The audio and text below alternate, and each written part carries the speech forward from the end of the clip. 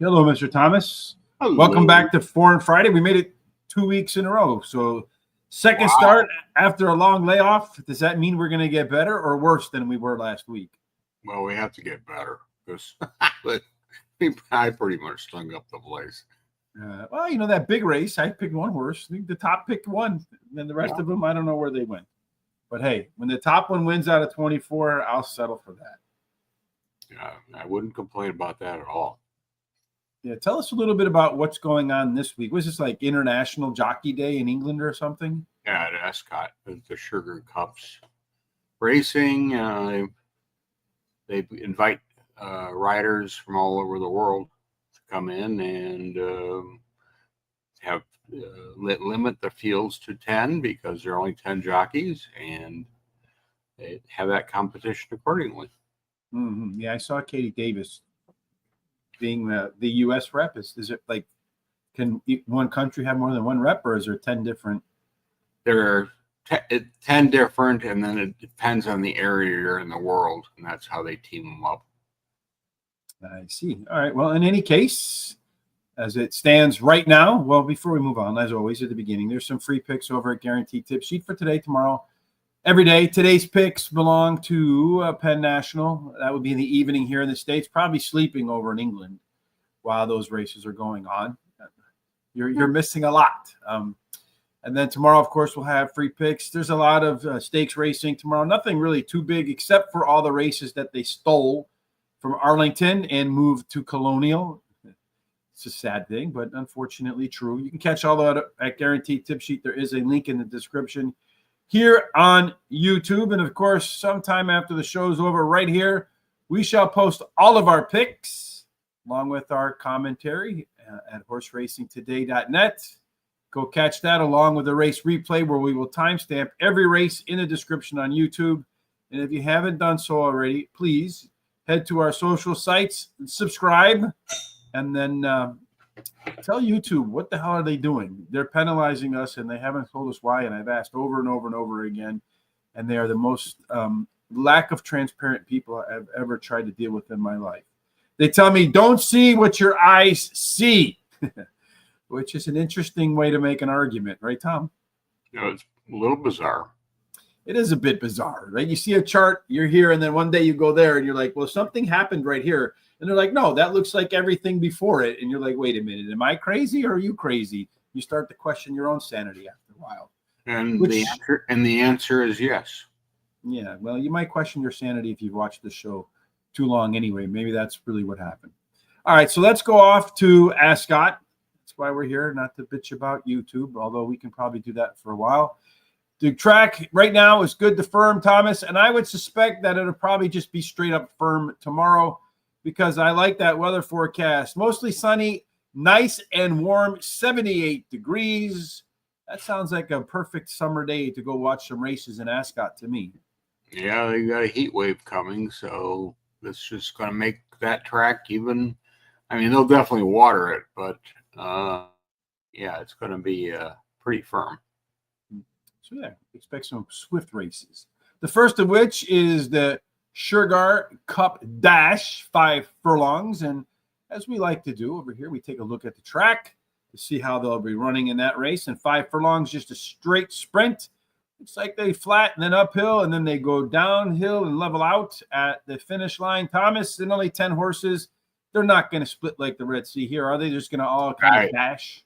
I would guess they're going to go right down the middle because they'll set the gate up in the middle of the course.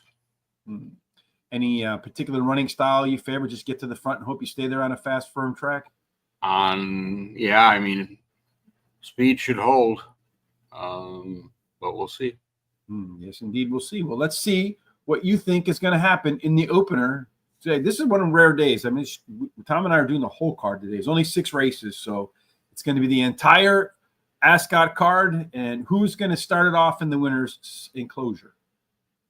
I'm going to start with 5, Vintage Clarets, my first choice. I ran an even race last time at the Ascot. It was and he lost by about 6 lengths, roughly. Prior start, he missed by a nose on the all-weather. But I was more interested in that race he ran in Epsom. He lost by 3 lengths, did okay, and he ran against a now Group 1 winner. And that was at this level. So that's a curious race. And if you can run back to that form, it should be very tough in here. Hugh Bowman doesn't help. It doesn't hurt either. He generally knows where the winner's circle is. And I'm going to go with the 1, the dropper, Matacan. This is a horse that's had I would say, bizarre career. It missed 1 year. It raced. It had success as a 3-year-old. It ran 2 races, and it all these crazy. Running in a group company this season, nothing. So obviously, what do? Drop. I don't know what horse you're going to get. Is it going to be a decent horse, or is it going to be whatever? Mm-hmm. I couldn't leave him off because he returns anything close to his old form. He's going to be pretty good, but it's been a while. Well, speaking of dropping, look at those odds. Started at 18-1. Yeah. And finally, I'll take 3 Vespan. It returns to races after a break. Raced in Dubai 3 times and got 2 winning efforts and a second. Times were decent, but he's mainly in this country, being UK, he's mainly had better success on the all-weather versus the turf. He's run off layoffs before and ran second a couple times actually, and I like those odds, so slip them in there. Yeah, good Japanese rider up. Another one where the odds are dropping, boom, boom, boom, from 40-1 to 20-1, getting cut in half. And where you stop, Thomas, I start.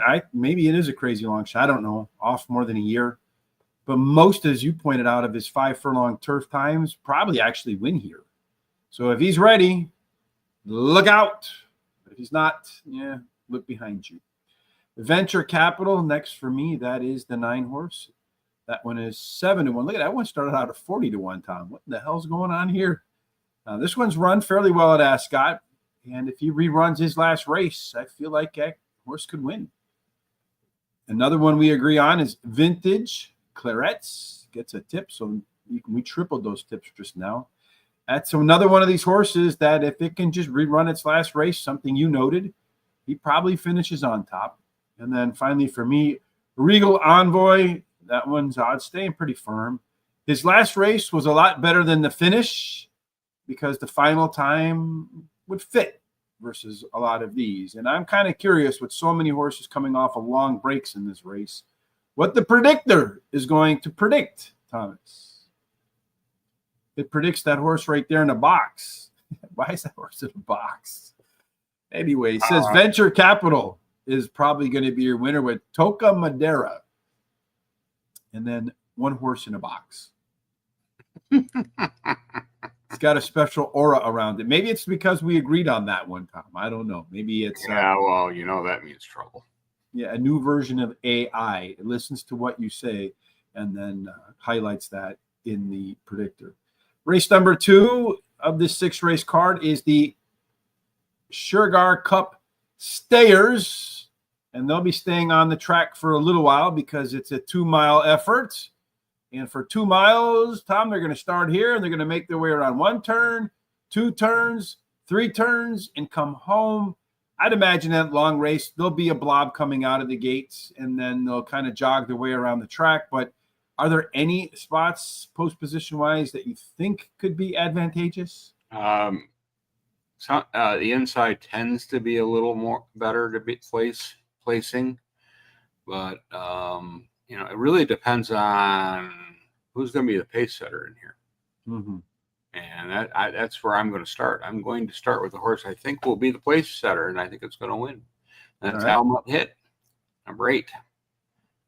He won his last 2 starts. Granted, they were small fields of 4, but still, they were both on good to firm, and he did it on the front end. Yeah, this is a paceless race. He's going up a little in class, but again, it may be come and catch me. 6 Scott Chatham's going to be next to. He's ran behind my top choice last time out, and he just sat behind him and never did anything more and just stayed on for third. Based on this field, I'd say he's good enough to do that again. Finally, I'll take 2 Wild Waves as my next. Joint favorite last time out, ran 4th.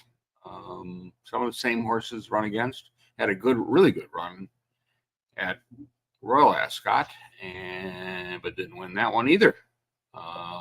That's why I think he's good enough for third. I don't think he's good enough to win. So only one horse good enough to win. That's Alamut in Tom's opinion. That's the way it works. Yeah, well, only one can win, unfortunately. Well, there's dead heats. No, there are dead heats. Triple dead heat's pretty slim, but once in a while. Fireblade, that's the one, Thomas, that's going to win, in my opinion. Well, he might not win. He is your kind of horse. I'm kind of surprised he didn't make it in your picks. But in this field of 10, as you ran through them all, and you're doing your handicapping, really, these horses are up and down. Big races, bad races. Big races, bad races. Yeah. Fireblade was like the only one that consistently was close at the end. So just needs a little nudge to come home at the top of the ticket. We have a little bit of agreement on the next 2. Scottish Anthem. That one, Tom, was faster at 2 miles and a 16th, and then the prior start at 2 miles. And unlike the horse he came in second to, I feel like he's actually improving and room for more today. Alamut, I don't know, the 8 horse. We'll go with that name. That one, 2025 has been its year, Tom. Prior to that, he kind of sucked.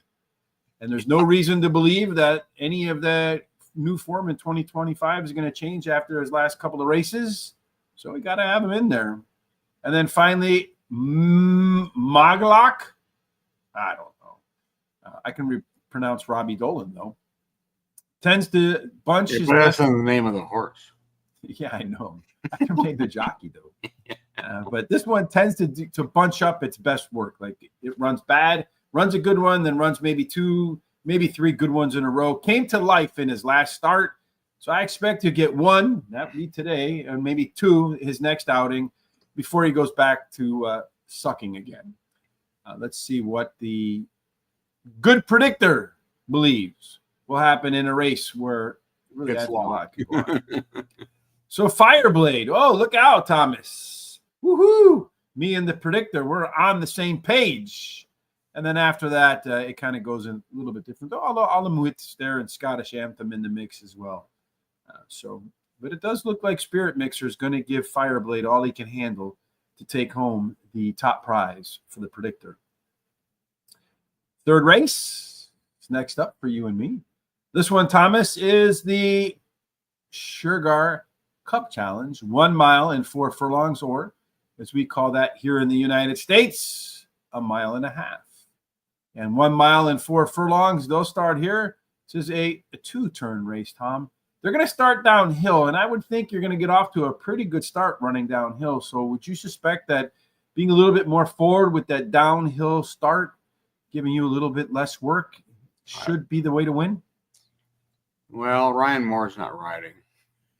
So I would say you're going to want to, it's more of this, again, it looks like a tight field. Mm-hmm. So I think they're going to be pretty lazy initially. So you get out of the gate, you get out of the gate cleanly and establish position. I think probably sitting on the inside and look for an opening when you hit that final turn. Maybe the way to win this race. So who's going to find that opening at the end and win this race? I'm going to start with 2, Claymore. Average effort last time out at Yarmouth, it was he ran 7th after a winning effort at Newmarket, which the race before. That was on the good to firm. Granted, it was a Class 3 race, so he moves up a little bit here. But I think the distance is the key. I think he wants longer, and he definitely wants a firm track. And I think that helps the horse a lot. 9, Night Breeze, going to be next. Last 2 races. Running at 12 furlongs. He ran second at Ascot and a third at Haydock. Both these races were Class 2. I mean, he won in May at Ascot. I mean, his odds are drifting down. He started out 9-1 as the morning.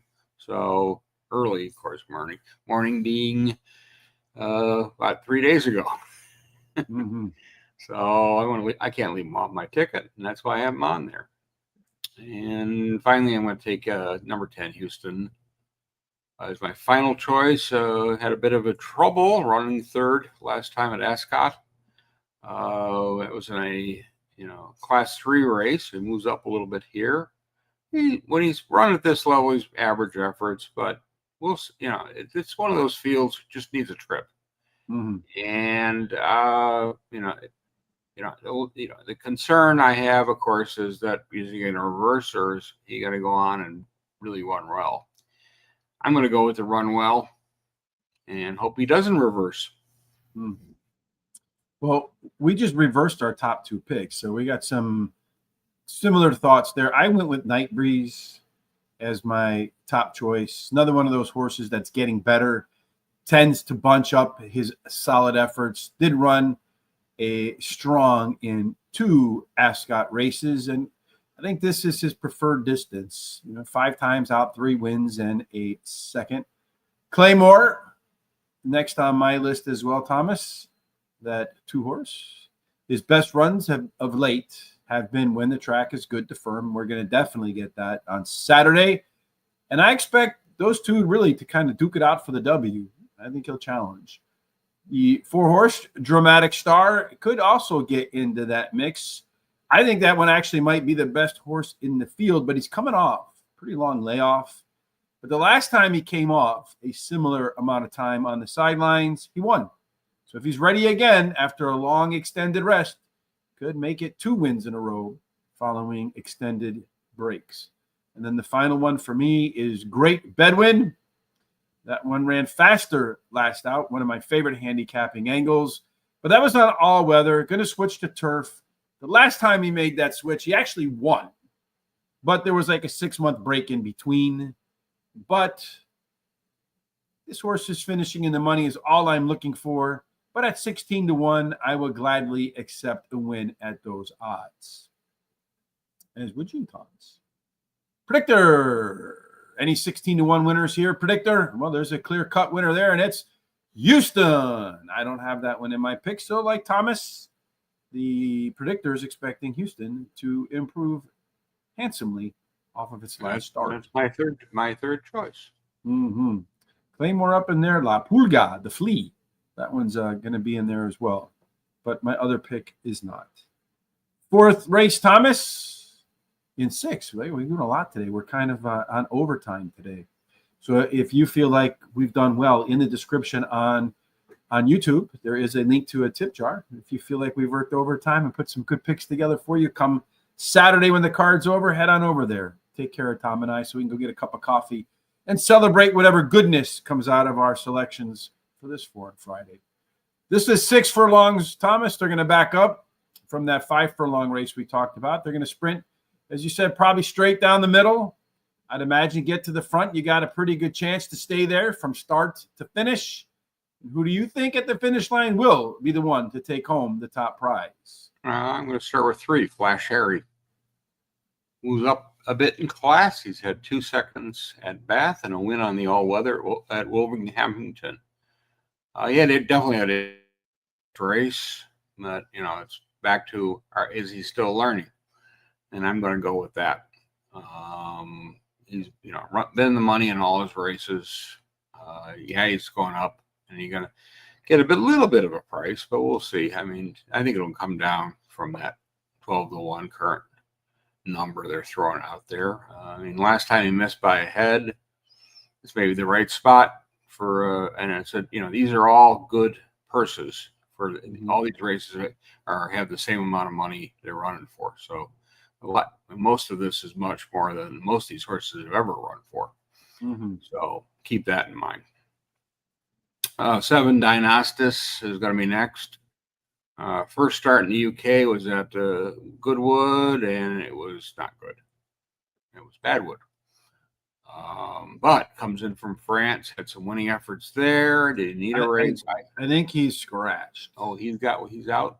Yeah, he took the day off. So King's Call in that place as the okay. Or showering, I think. Yeah, the reserve came in. Mm-hmm. Okay, then I will skip that one because I can't win that one. I mean, and so we'll go to number 10, Mao Lamb is my next choice, final choice, I guess. He's been running poorly in his last few starts, so why am I interested? Well, that's, last time he didn't get off a great start. He sat in the rear and then got interesting a little bit late. Yeah, he ran 8th of 9, but he was actually running, which he hasn't done. Okay, he's coming back to a distance he's okay at. I think that's important. And yeah, I'm kind of surprised. I thought his odds would be bigger, to be honest with you. But I think this is one of those horses who's, a 3-year-old who's been unpredictably weird. But surprisingly, somebody put a tip on it. So yeah, which surprised me because a 3-year-old who's been woefully inconsistent. Maybe the tip is to stay away. Yeah, it could be too. Yeah. Well, there are always those races. Yeah, six tips on Prince of India. I felt like when I was going through the card that this horse to me was the most obvious winner for me. So I just doomed its chances to finish in the money at all. But this horse's resume says it's going to be faster in the second start after layoff. It's done it the 2 times. The horse has made it 2 trips in a row, got faster the second time out, and last time out would be good enough to win any improvement after crushing the competition in the first up. And I will take 7-2 all the way to the bank on a lucky 7 tips. Up the pace, did exactly that in its last race, ran faster, and cutting back from 7 furlongs to 6 furlongs, I think, is a useful change in trip length. We agree on Flash Harry. That's how Meghan Merkel got him, from what I heard. Just kidding, of course. This one has to be on the ticket with the most untapped potential, considering it's only making its 4th start. And then number 2, Zaire. Ran a touch quicker in its last race. The distance works for this horse. Maybe not to win, but to finish in the money, as it's done 3 out of 3 races, but none of them at the top of the ticket.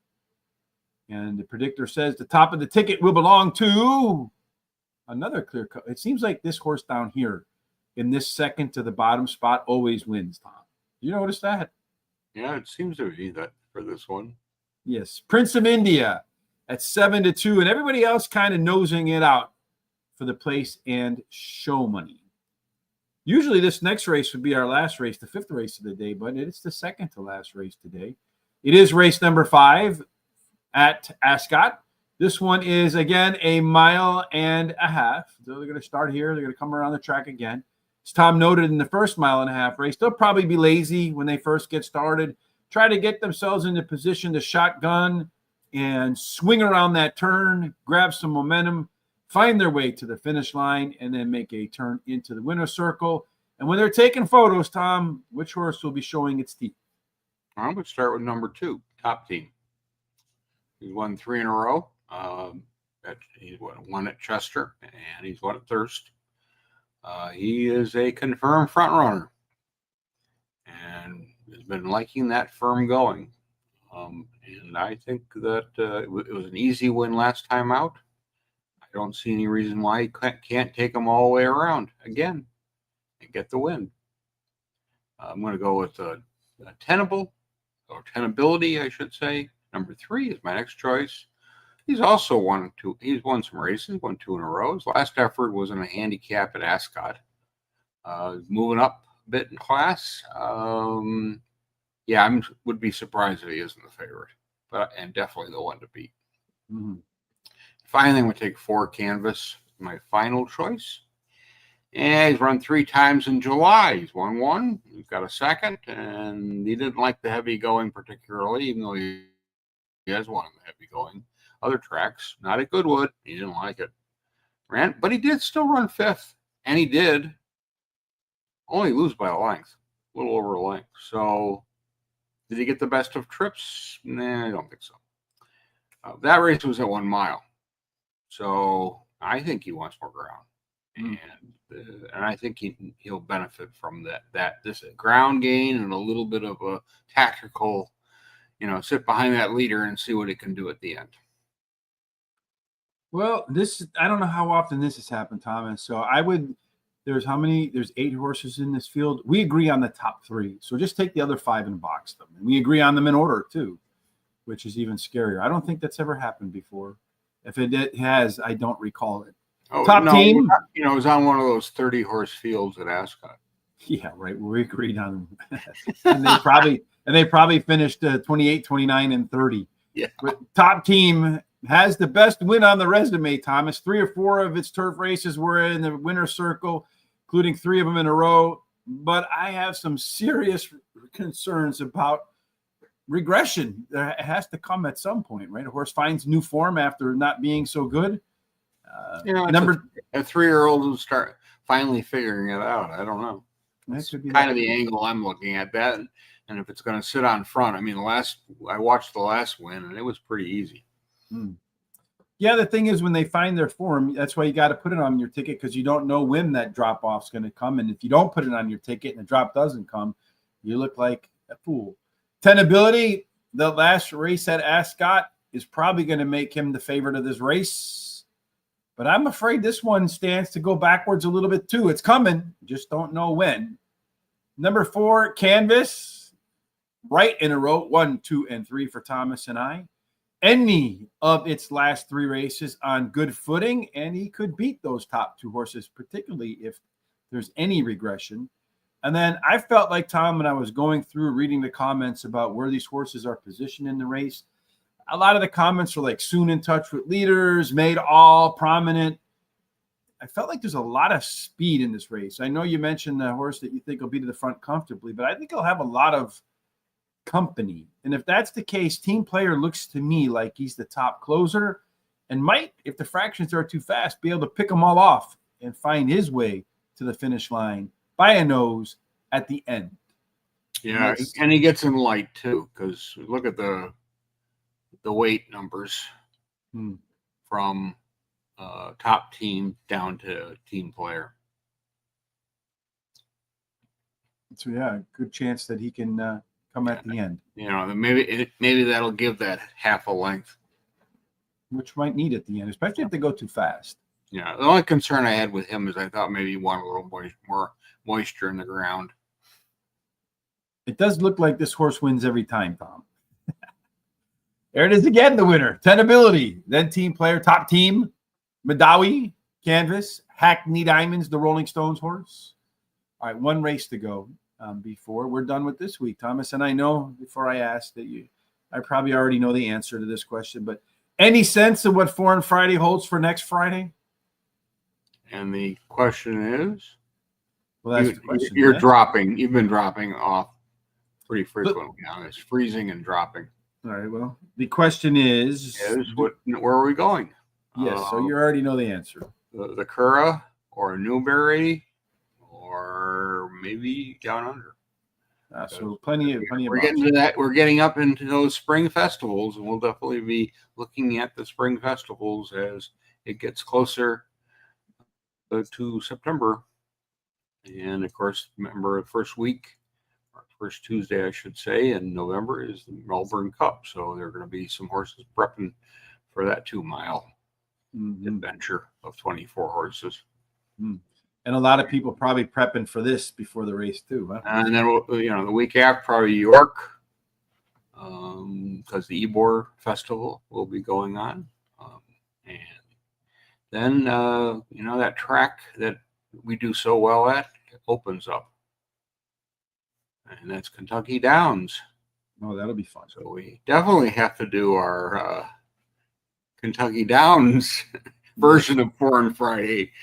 So if we'll do this, it starts Thursday the 28th, and we'll do the 30th. But I imagine for a lot of people, we'll drive everybody crazy and do the full card. I imagine that most people might find it to be foreign, a foreign-like experience in rural Kentucky. The final race this week will be Ascot. Monday and Tuesday, Terry and I will do for the last time before Parks returns. Monday will be Ellis. Tuesday will be Horseshoe. Wednesday and Thursday we're probably going to do Saratoga. So my schedule may not allow for me to do Del Mar next Thursday afternoon.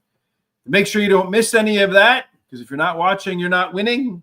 Right down there below, you see all of our social sites scrolling. Please follow us, give us a thumbs up, a like, share our content, and complain once again to the people at YouTube. Why are they penalizing us? We have not done nothing wrong. I assure you. We're not getting enough winners. All of our content's original. They have no excuses whatsoever at all. All of the dynamics that they look for within the analytics are right on. Somebody must have complained about something. In any case, race number 6, the final race for us this week is 1 mile. It is the Shergar Cup Mile. They've named that one appropriately. Somebody with a lack of imagination there. But they're going to start back here. They're going to rip right down the fairway there, head right on to the finish line, and then into the winner's circle. And I would expect they'll probably get off to a start, though. Wouldn't shock me, though, if one jumped out fast early on, Tom, and tried to maybe carry it from beginning to end. And the trip that your winner's going to make, how do you see it playing out? Sitting behind will be her best opportunity. And she does get a bit of a weight penalty, but that's okay. Number 2 is going to be my top choice, Misinformation. She'll be breaking along the a little more to the middle of the track, because it'll set the gate center, but she'll be more to the not to the far side. Last time she ran 6th, going 7 furlongs at Newmarket. And then she won the Kensington at Royal Ascot, which is a big race, and she went off at 11-1 in that one. She's faced the males before, going 7 furlongs and at Newmarket and won. Do I see her being the favorite? Yeah, she could be. I'm going off that Ascot run because it was a nice, powerful run, and I think they're all going to be chasing her. 6, Ebit's Guard, going to be next choice. Ran well in the Coral Mile last time out, got 2nd and on the soft going. And that was the best of his last 4 efforts. I mean, he's this really started to click. Well, does he really want some moisture in the ground? He's been done okay on firm in the past. So I think you could look at him either way.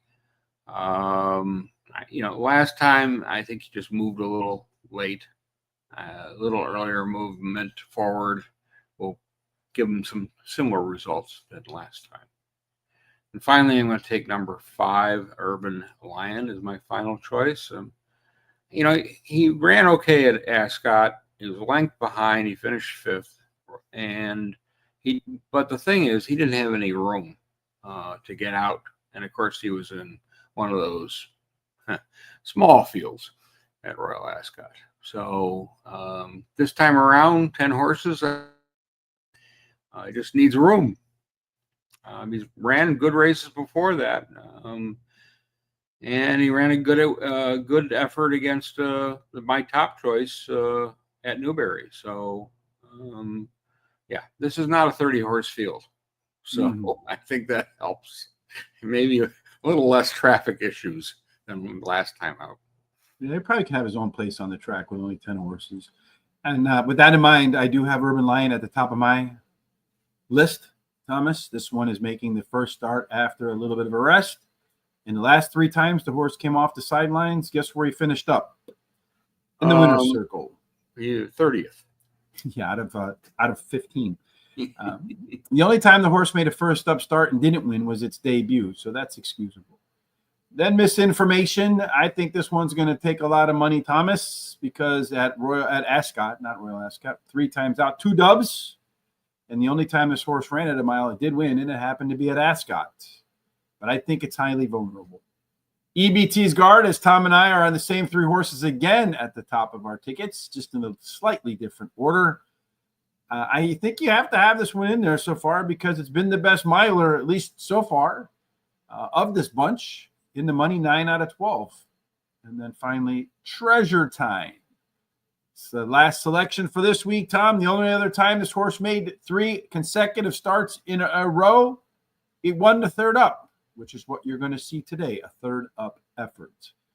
All right, that wraps up for that. Let's see what the predictor has to say for the final time this week.